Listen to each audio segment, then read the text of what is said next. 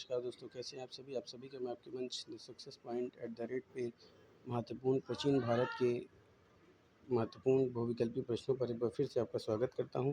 बहुत ही लाजवाब, बहुत ही शानदार सेशन होने वाला है दोस्तों। जैसे कि अभी तक हम लोग ने काफ़ी महत्वपूर्ण श्रृंखलाओं पर डिस्कशन किया है। आज फिर से हम प्राचीन भारत के महत्वपूर्ण बहुविकल्पी प्रश्नों पर नज़र डालेंगे दोस्तों। ये आपके सभी कॉम्पिटिटिव एग्ज़ाम के लिए काफ़ी इम्पोर्टेंट है, चाहे वो यूपीएससी हो, यूपीपीएससी हो या फिर समीक्षा अधिकारी, सहायक समीक्षा अधिकारी हो, आरओ हो या फिर किसी भी विभाग का अन्य कॉम्पिटिटिव एग्ज़ाम हो, आप उसके लिए काफ़ी महत्वपूर्ण प्रश्न है दोस्तों। चलिए शुरू करते हैं आज के शानदार महत्वपूर्ण प्रश्नों की श्रृंखला। दोस्तों, ये जो आप देख रहे हैं ये the success point at the rate platform है। आप इसको सब्सक्राइब कीजिए, ज़्यादा से ज़्यादा शेयर कीजिए। वीडियो आपको कैसी लगती है कमेंट में ज़रूर बताएं। तो चलिए शुरू करते हैं आज के शानदार महत्वपूर्ण प्रश्नों की श्रृंखला का पहला प्रश्न। आइए देखते हैं क्या कह रहा है पहला प्रश्न। तो दोस्तों, पहला प्रश्न कह रहा है कि सुमेलित कीजिए, निम्नलिखित को सुमेलित करना है। एक तरफ आपकी सूची दी हुई है, दूसरी दूसरी सूची दी हुई है। एक सूची का संबंध दूसरी सूची से संबंध दिखाना है। तो सामंतस की अगर हम बात करें दोस्तों, तो सामंतस का संबंध किससे होता है? तो सामंतस का संबंध बड़े जमींदारों से होता है। और नागभट्ट की बात करें तो ये प्रतिहार राजा थे। दत्तीदूर की बात करें तो राष्ट्रकूट प्रमुख थे। और हरिश्चंद्र की बात करें तो गुर्जर प्रतिहार से संबंधित हैं। तो आपके ऑप्शन क्या हो जाएगा? 2 1 3 4। तो 2 1 3 4 का मतलब क्या हो जाएगा? कहाँ पे ऑप्शन दिया? सी पे दे रहा है, तो C is the right answer for this question. दोस्तों, बहुत ही शानदार। चलिए आगे चलते हैं।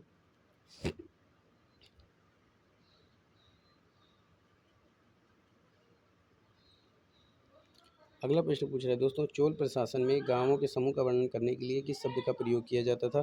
तमिलनाडु, उर, बेलन या इनमें से कोई नहीं? दोस्तों, चोल प्रशासन की अगर हम बात करें तो इसमें गाँवों के समूह को कुर्रम कहा जाता था। और कुर्रम की जो गाँव ग्राम सबसे छोटी इकाई होती थी। और अगर गाँव के मतलब हम समूह की बात करें तो उसमें उर भी आते थे और कुर्रम भी आते थे। ठीक है दोस्तों, तो गाँवों के जो समूह होता था उसे उर कहा जाता था। तो ऑप्शन में यहाँ पे आपका कुर्रम नहीं दे करके उर दिया हुआ है, तो आपका ऑप्शन क्या हो जाएगा? उर हो जाएगा दोस्तों। बात समझ में आ रही है कि चोल प्रशासन में गाँवों के समूह का वर्णन करने के लिए किस शब्द का प्रयोग किया जाता था? तो ये किया जाता था उर शब्द का। तो आपका ऑप्शन बी राइट हो जाएगा। तो B is the right answer for this question. अगले प्रश्न की तरफ चलते हैं। प्रथम बौद्ध संगति कहाँ की गई थी दोस्तों? तो प्रथम बौद्ध संगति की अगर हम बात करते हैं, लुम्बिनी, राजगीर, पाटलिपुत्र या इनमें से कोई नहीं। दोस्तों, आप लोग कमेंट में आंसर ज़रूर किया करें, उससे आपका भी मनोबल बढ़ेगा। और कोशिश कीजिए कि ये जो श्रृंखला चल रही है इसको ज़्यादा से ज़्यादा लोग देखने का प्रयास करें। तो आप लोग ज़्यादा से ज़्यादा इसको शेयर किया करें। तो प्रथम बौद्ध संगति कहाँ की गई थी? लुम्बिनी में, राजगीर में, पाटलिपुत्र में या उपयुक्त में से कोई नहीं, आपको बताना है। तो फटाफट से कमेंट में आंसर कीजिए कि प्रथम बौद्ध संगति का आयोजन कहाँ किया गया था। तो प्रथम बौद्ध संगीति का आयोजन कहाँ किया गया था? राजगीर में किया गया था। इसी को राजगीर भी कहते हैं। तो आपका ऑप्शन क्या हो जाएगा? बी राइट हो जाएगा। तो B is the right answer for this question. अगला प्रश्न।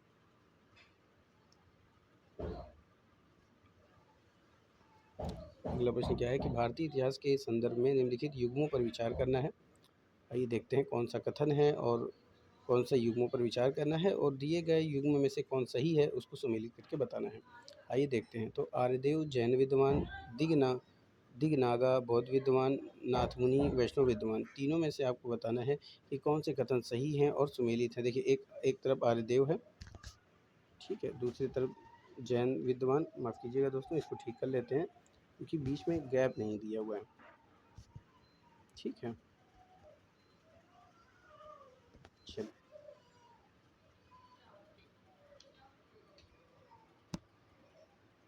चलिए यही देखते हैं। माफ़ कीजिएगा।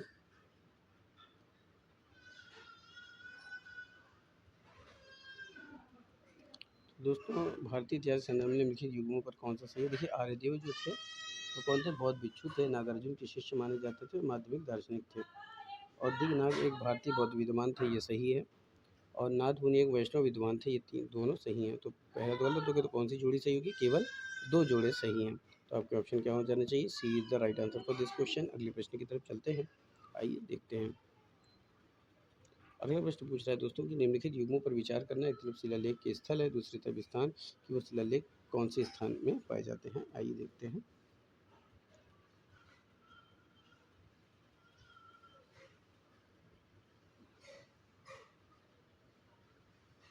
दोस्तों शिलालेख के स्थल और उसके स्थान बताने हैं आपको, सुमेलित करके बताने हैं और जोड़ी बतानी है कितनी जोड़ी सही है। दोस्तों अगर हम धौली की बात करें तो धौली उड़ीसा में पड़ता है, तो आपका ये तो सही हो गया। और एरागुंडी की बात करें तो ये भी आंध्र प्रदेश में है। चगोड़ा की बात करें तो मध्य प्रदेश में है। और कलसी की बात करें तो ये कर्नाटक। दोस्तों ये गलत दिया है क्योंकि ये उत्तराखंड में है, याद रखिएगा। कलसी कहाँ पड़ता है आपके? कलसी उत्तराखंड में पड़ता है। अगर हम दोस्तों कलसी की बात कर देते हैं तो कलसी कहाँ पड़ता है? ये कलसी उत्तराखंड में पड़ता है। ठीक है, कहाँ पड़ता है? ये पड़ता है उत्तराखंड में। ठीक है, ये पड़ता है उत्तराखंड में। तो आपका कौन सा जोड़ी सही हो जाएगी? पहली, दूसरी और तीसरी सही हो जाएगी।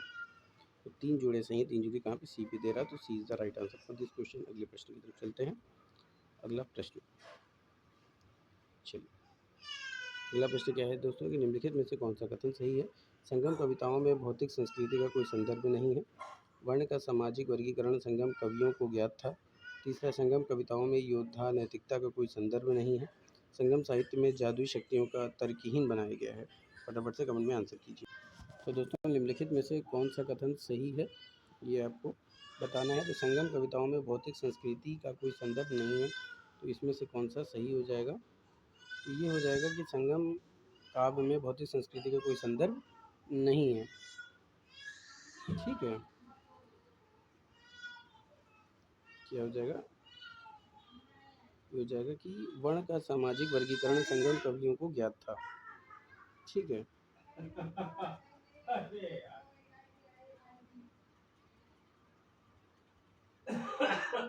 ठीक है, आपको क्या बताना है कि निम्नलिखित में से कौन सा कथन सही नहीं है? तो ये हो जाएगा आपका संगम कविताओं में भौतिक संस्कृति का कोई संदर्भ नहीं है। तो ए इज़ द राइट हो जाएगा। तो A is the right answer for this question दोस्तों, क्योंकि संगम साहित्य विशेष रूप से नैसल गीतों में उस समय की भौतिक संस्कृति के संदर्भ है। इसमें भोजन और कपड़ों जैसे तत्वों की खोज की गई थी। इसके अतिरिक्त अगर हम संगम युग के पुरातात्विक साक्ष्य की बात करें तो भौतिक संस्कृति के पहलुओं जैसे भवन, कृषि और सिंचाई के तरीके, कला, शिल्प, पोशाक और आभूषण, दफन प्रथाओं और सिक्कों पर प्रकाश डालें तो संगम साहित्य के माध्यम से ही यह पता चलता है। तो आपका ए राइट हो जाएगा। चलिए आगे चलते हैं। आगे का प्रश्न क्या है कि भारतीय इतिहास के संदर्भ में निम्नलिखित ग्रंथों पर विचार करना है। चलिए आइए देखते हैं कौन से ग्रंथ भारतीय इतिहास के संदर्भ में सही बता रहे हैं। एक तरफ नेटिवकरण है, दूसरी तरफ परिशिष्ट परवरण है, दूसरा अवदान शतक है, चौथा है त्रिष्टि लक्षण महापुराण। तो उपर्युक्त में से कौन से जैन ग्रंथ हैं आपको ये बताने हैं। आइए देखते हैं दोस्तों, बहुत ही शानदार सेशन चल रहा है। ज़्यादा से ज़्यादा शेयर करने का प्रयास करें, ज़्यादा से ज़्यादा लोगों को जोड़ने का प्रयास करें। आइए देखते हैं दोस्तों, अगर हम परिशिष्ट परवण की बात करें तो यह ग्रंथ हेमचंद्र द्वारा 12वीं शताब्दी का संस्कृत महाकाव्य है।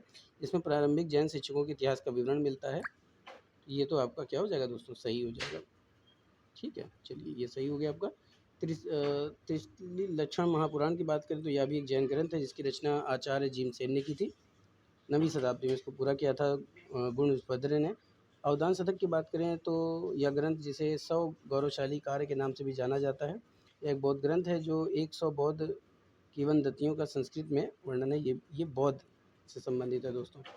ठीक है, आगे है निफ्टीकरण। इस ग्रंथ की पहचान एक बौद्ध धर्म ग्रंथ के रूप में की जाती है। इसे कभी कभी येरवारवाद बौद्ध धर्म के पाली कैनन के खुद्दक निकाय में शामिल किया जाता है। तो आपको बताना है कि कौन सा कथन सही है। तो दोस्तों ये आपका हो जाएगा, देखिए प्रशिष्टीकरण ये हेमचंद द्वारा लिखा गया था, ये जैन शिक्षकों यानी कि जैन ग्रंथ से संबंधित हो गया। ठीक है, और जैन ग्रंथ की बात करें तो दोस्तों त्रिलक्षण ग्रंथ की हम बात करें, माफ़ कीजिएगा, तो आपका दूसरा सही हो जाएगा। ठीक है, आपका दूसरा सही हो जाएगा, जैन से संबंधित है। पहला और दूसरा इसमें ऑप्शन आ रहा है दोस्तों, से संबंधित है। तो देखिए निफ्टीकरण तो नहीं हो सकता दोस्तों, क्योंकि निफ्टीकरण बौद्ध धर्म से संबंधित है। अवदान शतक की बात करें तो ये किससे संबंधित है? ये बौद्ध किंवदंतियों का संस्कृत में संकलन है दोस्तों, ये एक बौद्ध ग्रंथ है। तो आपका तीसरा चौथा भी नहीं हो सकता है। तो पहला माफ़ कीजिएगा, पहला नहीं होगा इसमें, निफ्टीकरण वाले में परी दे रहा है आपका, तो दूसरा सही हो जाएगा। और आपका ठीक है, दूसरा और चौथा, ठीक है, दूसरा और चौथा, तो आपका ऑप्शन कौन सा सही हो जाएगा? दूसरा और चौथा, B is the right answer for this question. अगले प्रश्न की तरफ चलते हैं। अगला प्रश्न पूछ रहा है दोस्तों, बहुत ही अच्छा है कि कौटिल्य के अर्थशास्त्र के अनुसार निम्नलिखित में से कौन सा कथन सही है? कौटिल्य के अर्थशास्त्र के अनुसार कौन सा कथन सही है? आइए देखते हैं। पहला क्या कह रहा है कि न्यायिक दंड के परिणाम स्वरूप कोई व्यक्ति गुलाम बन सकता है। यदि कोई दासी अपने स्वामी से पुत्र उत्पन्न कर लेती थी तो वह कानूनी रूप से स्वतंत्र थी। यदि किसी दासी से उत्पन्न पुत्र का पिता उसका स्वामी होता था तो वह पुत्र स्वामी के पुत्र का कानूनी दर्जा पाने का हकदार होता था। आइए देखते हैं कि इसमें से कौन सा, ये कथन आपने सुन लिया, कमेंट में आंसर कीजिए कौन सा सही होगा। तो दोस्तों, न्यायिक दंड के परिणाम स्वरूप कोई व्यक्ति गुलाम बन सकता है, ठीक है, अर्थशास्त्र के अनुसार ये सही है। प्राचीन भारतीय समाज में गुलामी एक मान्यता प्राप्त संस्था थी और न्यायिक दंड के रूप में कोई व्यक्ति गुलाम बन सकता था। तो ये आपका पहला सही हो गया दोस्तों।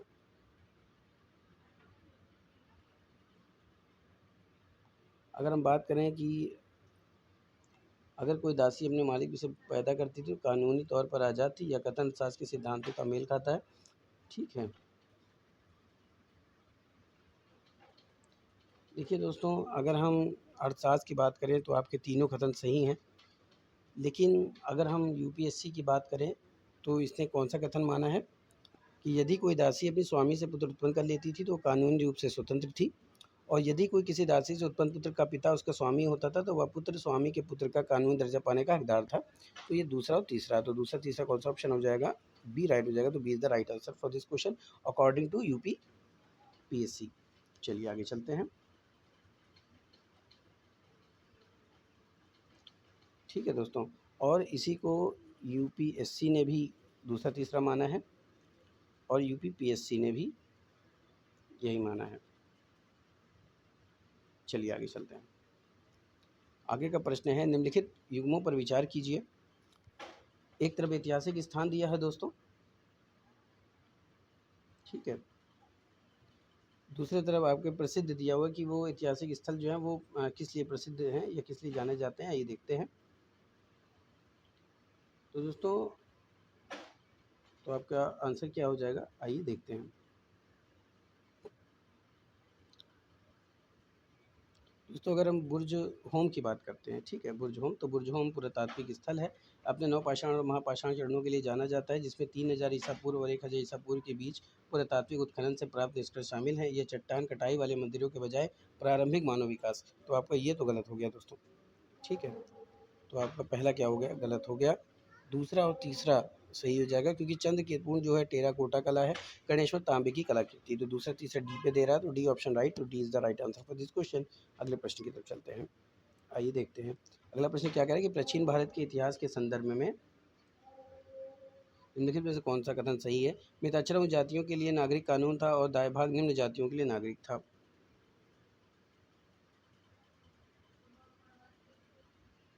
ठीक है दोस्तों, तो आपका पहला तो क्या हो जाएगा? गलत हो जाएगा। अगला है, मिताक्षरा प्रणाली में पुत्र पिता के जीवन काल में ही संपत्ति पर अधिकार का दावा कर सकते हैं, जबकि दाय भाग प्रणाली में पिता की मृत्यु के बाद ही पुत्र संपत्ति पर अधिकार का दावा कर सकता है। तो आपका दूसरा कथन सही हो जाएगा।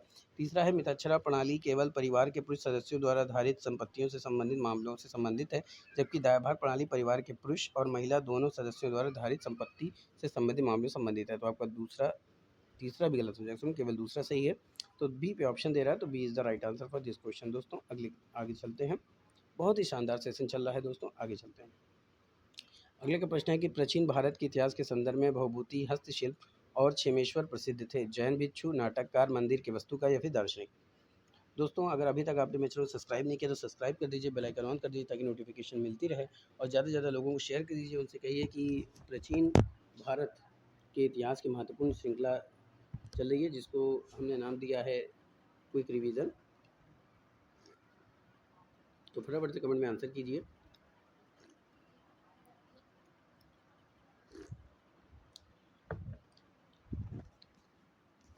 तो तो दोस्तों ये हो जाएगा नाटककार।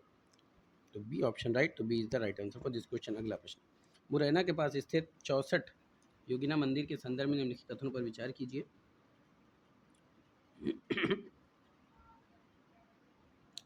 मुरैना की बात की जा रही है दोस्तों। पहला कथन, या कच्छप कच्छ घाट या कच्छप घाट राजवंश के शासन के दौरान निर्मित एक गोलाकार मंदिर है। तो आपका पहला तो आपका सही हो जाएगा दोस्तों। दूसरा है, यह भारत में निर्मित एकमात्र गोलाकार मंदिर है। तो ये आपका क्या हो जाएगा, गलत हो जाएगा दोस्तों। अगला है, इसका उद्देश्य क्षेत्र में वैष्णव पंथ को बढ़ावा देना था। बिल्कुल नहीं दोस्तों। आगे चलते हैं दोस्तों, इसके डिजाइन ने एक लोकप्रिय धारणा को जन्म दिया है। भारतीय संसद भवन के पीछे की प्रेरणा थी। तो पहला और चौथा, तो C is the right answer for this question दोस्तों।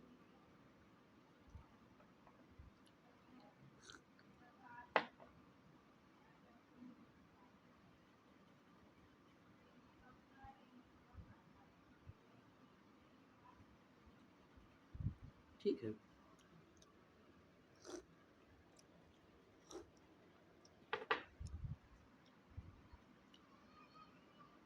ये वैष्णववाद और तांत्रिक प्रथाओं से अधिक निकटता से जुड़ा था। चलिए आगे चलते हैं। आगे का प्रश्न क्या है दोस्तों, अगर अभी तक आपने मेरे चैनल सब्सक्राइब नहीं तो सब्सक्राइब की बेल आइकन ऑन की नोटिफिकेशन मिलती रहे। अगर आप और अधिक प्रश्नों को देखना चाहते हैं तो आप मेरे प्ले लिस्ट में जा करके महत्वपूर्ण प्रश्नों की श्रृंखला देख सकते हैं। चलिए शुरू करते हैं। प्राचीन भारत में गुप्त वंश की अवधि के संदर्भ में घंटाशाला, कटूरा और चौल शहर प्रसिद्ध थे। किसलिए? विदेशी व्यापार को संभालने वाले बंदरगाह, शक्तिशाली राज्यों की राजधानी, उत्कृष्ट पत्थर कला और वास्तुकला के स्थान और महत्वपूर्ण बौद्ध स्थल कला। फटाफट से आंसर कीजिए दोस्तों।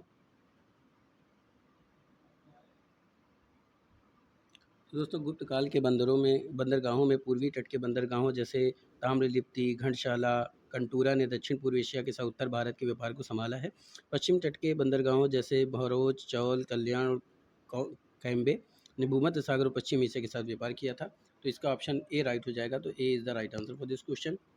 देखिए, विदेशी व्यापार को संभालने वाले बंदरगाह।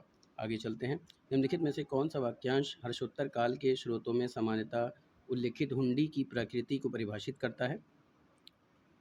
आपका ऑप्शन है, राजा द्वारा अपने अधीनस्थ की जारी किया गया परामर्श, दैनिक लेखा जोखा के लिए एक डायरी रखी जाएगी। तीसरा सी है विनिमय पत्र। चौथा है, सामंती प्रभु अपने अधीनस्थों को आदेश।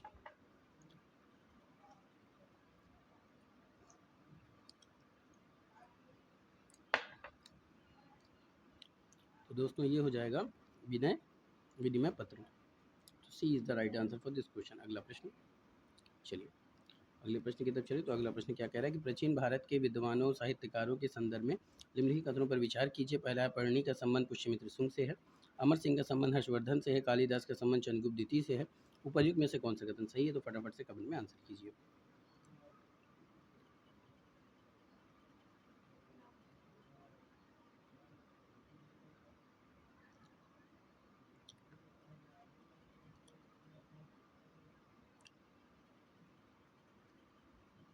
तो दोस्तों, पढ़नी का संबंध पुष्यमित्र शुंग से है, ये कथन गलत हो जाएगा आपका।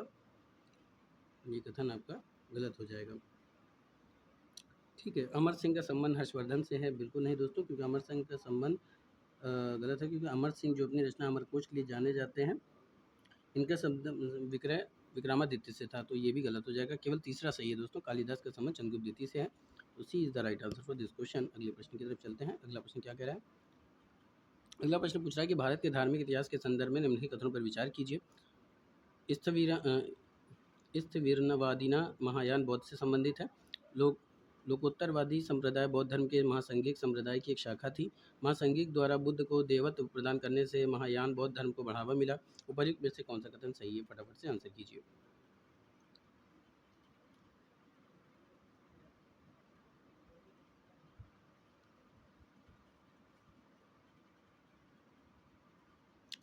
तो दोस्तों, भारत के धार्मिक इतिहास की अगर हम बात कर रहे हैं तो इसमें क्या हो जाएगा, आपका पहला गलत हो जाएगा, दूसरा और तीसरा सही है। तो दूसरा तीसरा कौन सा है? बी ऑप्शन पे। तो B is the right answer for this question. अगले प्रश्न की तरफ चलते हैं। अगला प्रश्न है, भारत के इतिहास के निम्नलिखित घटनाओं पर विचार करना है।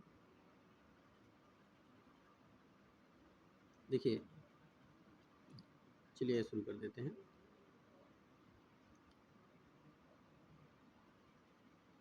देखिए दोस्तों, हमको घटनाओं पर विचार करना है और उपरोक्त घटनाओं का प्रारंभिक समय से शुरू करते हुए सही कला अनुक्रम बताना है। तो देखिए, सबसे पहले क्या होगा, महेंद्र वर्मन की अधीन पल्लव सत्ता की स्थापना। उसके बाद होगा पाल वंश की स्थापना गोपाल ने की थी, यानी कि पहला ये हो जाएगा आपका। ठीक है, दूसरा आपका पाल वंश हो जाएगा। फिर है तीसरा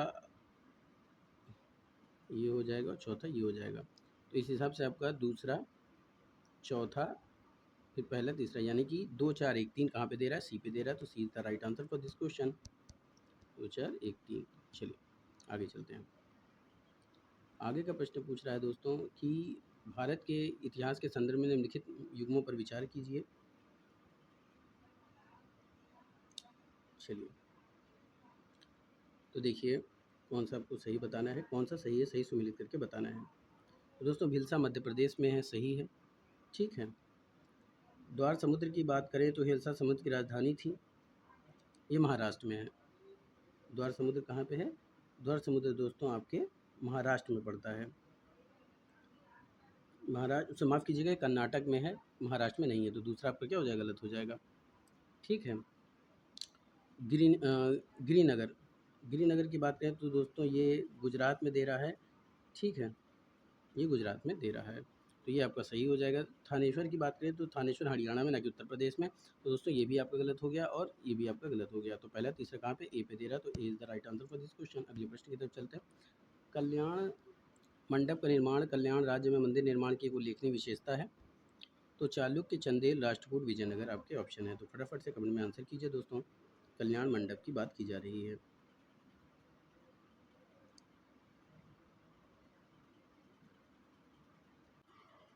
ठीक है। कल्याण मंडप का निर्माण कल्याण राज्य में मंदिर निर्माण की एक उल्लेखनीय विशेषता थी विजयनगर की। तो डी ऑप्शन राइट हो जाएगा। तो D is the right answer for this question. अगला प्रश्न, निम्नलिखित में से कौन सा हड़प्पा स्थल नहीं है? चंदहूप, कोट दजी, सोहगौरा, देसलपुर।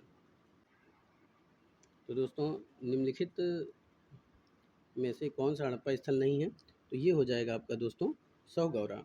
सोहगौरा सी पे, तो C is the right answer for this question. अगला प्रश्न, निम्नलिखित कथन पर विचार कीजिए।